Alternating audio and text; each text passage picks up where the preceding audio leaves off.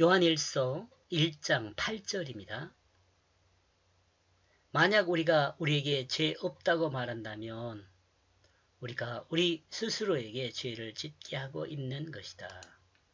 8절에, 아니 7절에 이은 내용입니다. 7절에서 무슨 말이 나오냐? 만약 우리가 빛 가운데 살면서도 거짓말하게 된다면 그건 하나님을 속이는 것이다.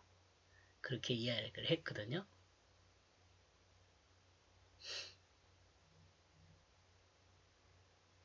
6절에서 그랬군요. 그리고 7절에서는 만약 우리가 빛 가운데 있다면 예수님 우리와 함께 있는 것이다 라고 이야기를 했어요. 우리가 예수님과 함께 있다고 말하면서 우리가 만약에 빛 가운데 있지 않게 된다면 자신의 마음에 거짓말하고 속이는 것을 밖으로 드러낸다면 우리 스스로를 속이는 것이고 죄를 짓는 것이다. 이런 내용이에요. 한번 설명한 내용을 읽어보겠습니다.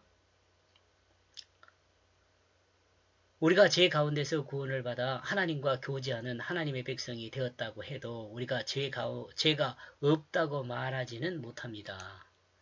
우리의 옛사람은 분명히 죄를 지었고 죄로 인하여 죽음 가운데 있기 때문에 그렇습니다. 그러므로 우리가 구원받아 하나님의 백성이 되었다 해도 우리 자신을 향하여 죄 없다고 말할 수는 없습니다. 우리는 스스로 죄를 짓는 것이 됩니다. 그렇고 만약에 우리가 우리 자신에게 죄 없다고 말하면은 거짓말하는 거란 말이죠. 거짓말, 죄를 짓는 것이 됩니다. 대부분의 사람은 죄가 무엇인지 모릅니다. 그죠? 예수 믿지 않는 사람은 특히 모르죠. 예수를 믿어도 죄가 뭔지 잘 몰라요. 예수를 믿어도. 여러분 듣고 있는 여러분 죄가 뭔지 아세요? 제가 정리한 유튜브를 몇 번 들었던 사람은 아마 죄가 무엇인지를 알 수 있어요. 죄는 하나님 나라를 반역한 것이 죄입니다. 하나님 나라를 반역한 것이 무엇이냐? 하나님의 뜻 가운데 살아야 할 인간이 하나님의 뜻을 거부하고 자기 정욕을 따르는 자기 중심으로 사는 죄인이 되었습니다. 그러니까 자기 마음대로 사는 것이 쉽게 말하면 죄예요. 여러분 이 죄를 아니 뭔 소리냐 그렇게 이야기할지 모르지만 우리가 법을 규정하는 게 왜 규정해요? 나라마다 법이 있고 지방에도 법이 있고 가정에도 어떤 일정한 룰이라는 게 있잖아요. 근데 그게 정해진 게 뭐예요? 간단해요. 자기 맘대로 살면 안 되니까 그래요. 사람이 사람과 서로 관계를 하고 살아야 하는데 자기 맘대로 하면 안 돼요. 근데 대부분 사람들은 자기 맘대로 하기를 원해요. 왜 그래요? 모든 사람은 죄성이 있기 때문에 그래요. 그 죄의 성격이 있어요. 자기 맘대로 하고 싶은 성격이 있단 말이죠. 그러니까 하나님께서는 자기 맘대로 하고 싶어하는 그 성격, 죄성을 죽이려고 뭘 보내셨어요? 구속의 역사를 행하셨어요. 그 구속의 역사의 핵심이 뭐예요? 십자가와 부활이에요. 십자가는 그 자기 맘대로 하고 싶은 그 생각을 죽었다고 믿게 하는 것이에요. 부활은 이제 죽었으니까 죽음으로 끝나는 것이 아니라 하나님 말씀의 생명으로 새롭게 거듭났다는 것을 믿게 하려고 부활이 있는 거예요.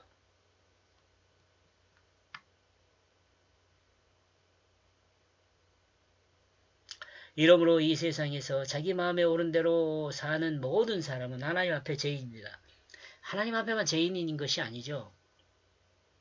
사람과 사람 사이에 자기 마음대로 사는 사람들 다 죄인이잖아요. 여러분 가끔가다 인터넷이나 유튜브 이런 데서 그 진상 고객 그런 사람들 나오잖아요. 진상. 지하철에도 진상, 또 편의점에서도 진상 그런 사람들 있잖아요. 그런 사람들 특징 한번 보세요. 자기 맘대로 하려고 그러잖아요. 그래 진상이 되는 거예요. 질서나 룰이나 법이라는 거 이런 게 있는데 그 법위를 밖에 나가서 자기 맘대로 하려는 사람들, 이 사람들 죄인이란 말이죠. 죄인이라는 것이요 구별하기 그렇게 어려운 게 아니에요. 딱 보고 지 맘대로 한다 그러면 죄인이에요. 자기 마음에 오른 대로 한다. 우리가 자녀를 교육함에 있어서 제일 그 자녀 교육의 키포인트가 어디에 있어요? 네 맘대로 하면 안 돼 있어요. 네 맘대로 하면 안 돼. 왜? 사람과 사람의 관계에서 살아야 하니까. 언제 어떤 사람은 어떤 도움을 받아야 할지 모르거든요. 가정에서도 그렇지 않아요. 요즘 엄마들, 아빠들이 좀 힘들어하는 것이 자녀 교육이 있잖아요. 자녀 교육.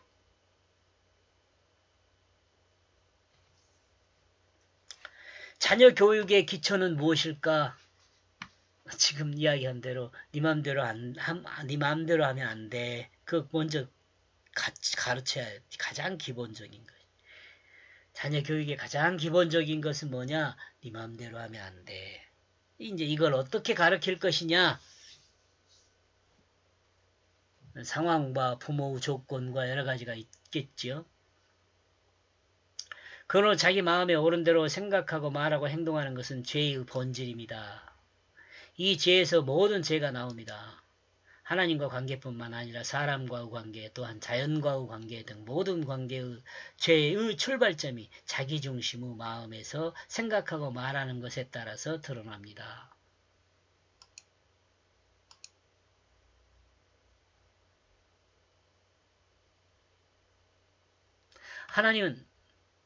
하나님은 우리를 의롭다 칭하십니다. 왜냐하면 우리의 모든 죄를 예수 그리스도의 보혈의 피, 대속의 십자가를 통해 해결했기 때문에 그렇습니다. 그러나 우리는 우리 자신을 향하여 죄 없다 말할 수는 없습니다. 우리는 분명하게 죄인이기 때문입니다. 우리는 우리 자신을 향하여 죄인이라고 말하지만 하나님은 우리를 예수를 믿는 것으로 우리를 의롭다 칭하시는 관계의 모습에서 우리를 뭐라 그래요? 의롭다고 보는 거예요. 의롭다고. 우리 죄를 덮었다. 그렇게 이야기해. 덮었다. 우리를 보시면서 하나님이 우리를 보시면 누구를 보는 것과 마찬가지냐면 예수님을 보는 것과 마찬가지예요. 하나님 왜 우리를 볼 때 예수님으로 보겠어요? 예수 생명으로 부활했기 때문에 그래요. 믿는 자는. 예수 생명으로 거듭났기 때문에 그래요. 그 칭의론을 생각할 때 어떤 사람들이 그 유보적 칭의론이 그런 이야기 하잖아요. 한번 그거는 영원한 하나님이 한번 의롭다 인정했으면 끝까지 의롭다 인정하는 거지. 이건 하나님의 관점이지. 사람이 자신을 향하여 의롭다고 이야기하면 어때요? 그거 거짓말하는 거라잖아요. 죄 짓는 거라고 이야기하잖아요. 죄 없다고 말한다면 만약 우리에게 죄 없다고 말한다면 우리가 우리 스스로에게 죄를 짓는 것이다. 그러잖아요. 그러니까 우리를 의롭다고 인정하는 것은 우리가 자신을 의롭다고 말하면 안 돼요. 하나님이 우리를 의롭다고 이야기해 주는 거예요. 그냥. 왜요? 예수 그리스도 십자가와 부활 때문에. 우리가 그걸 믿음으로 인하여. 그러니까 유보적 칭의론이니 칭의론 이렇게 갖고 비판하고 그런 사람은 의가 뭔지도 모르는 사람이라고 저는 생각합니다. 좀 정확히 알고 이야기했으면 좋겠어요. 서로 이 논쟁이 있다면, 나와 여러분은 늘 그런 생각을 해요. 논쟁이 있다 그러면 둘 다 틀린 것도 있고 둘 다 맞는 것도 있다는 거예요. 그러면 왜 원인이 뭔지를 서로 물어봐야죠. 네가 틀렸다고만 이야기할 것이 아니라 왜 그렇게 생각했냐고 서로 물어봐야죠. 그리고 그렇구나. 그러면 더 풍성해지고 온전해지지 않겠어요? 서로의 문제점을 정리하면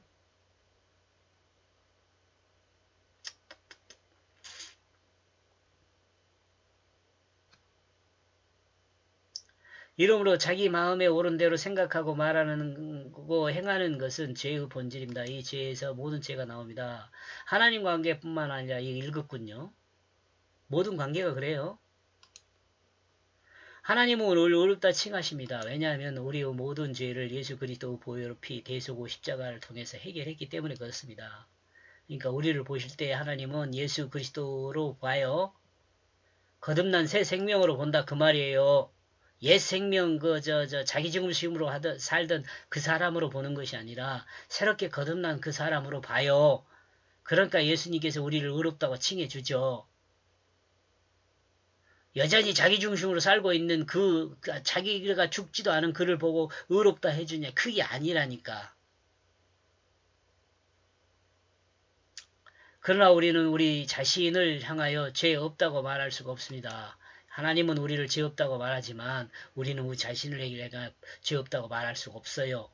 우리는 분명하게 죄인이기 때문에 그렇습니다. 우리는 우리 자신을 향하여 죄인이라고 말하지만 하나님은 우리를 죄인이라고 말하지 않아요. 노파심에서 다시 정리합니다. 하나님이 우리를 의롭다고 칭할 때 우리의 상태는 예수 그리스도의 십자가와 부활을 믿음으로 알고 예수 그리스도 그 십자가를 믿는 그 자신의 자기중심이 죽었다는 것과 중요한데 늘 말합니다. 중요합니다.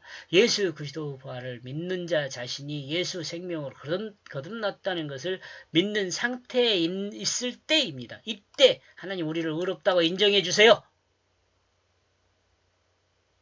자신이 죽고 자신이 새 생명으로 거듭난 것을 믿는 그 새 생명의 상태에 있을 때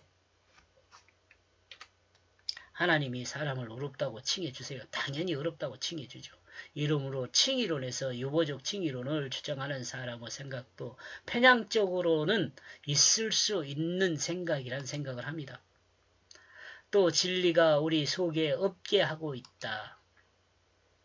이러므로 만약 우리 자신이 의롭다 말하면서 우리 자신 속에 진리가 없는 것이 드러내는 것이 된다면 됩니다. 우리가 우리 자신을 의롭다고 말할 수가 없어요, 사실. 그죠? 우리는 우리 자신을 알잖아요. 양심을 속이는 거잖아요. 우리가 우리 안에 진리가 있다면 우리 진리라는 게 별로 어려운 거 아니에요, 여러분. 영원히 변치 않는 것, 진실이에요. 우리 안에 진실이 있다면 내 자신이 죄인이라는 것을 부정할 수가 없어요.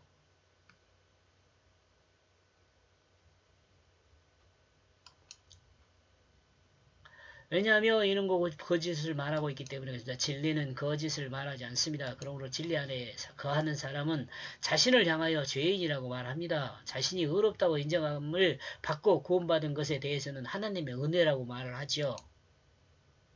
이것은 자신의 모든 것을 온전하게 인정하고 설명하는 것입니다.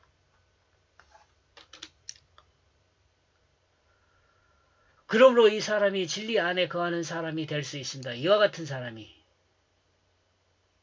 사람이 진리 안에 거하는 것이 있어요. 성경 마가복음은 이를 그 마음을 평탄케 한 사람으로 드러냅니다. 그리고 이 의식을 물세례라고 합니다. 이 의식을 물세라고 해요. 이와 같이 자신이 죄인임을 하나님 앞에 고백한 사람은 진리를 받아들일 준비가 된 사람이라고 합니다. 이와 같은 사람의 그 마음을 평탄케 한 사람이라고 합니다. 이와 같은 사람이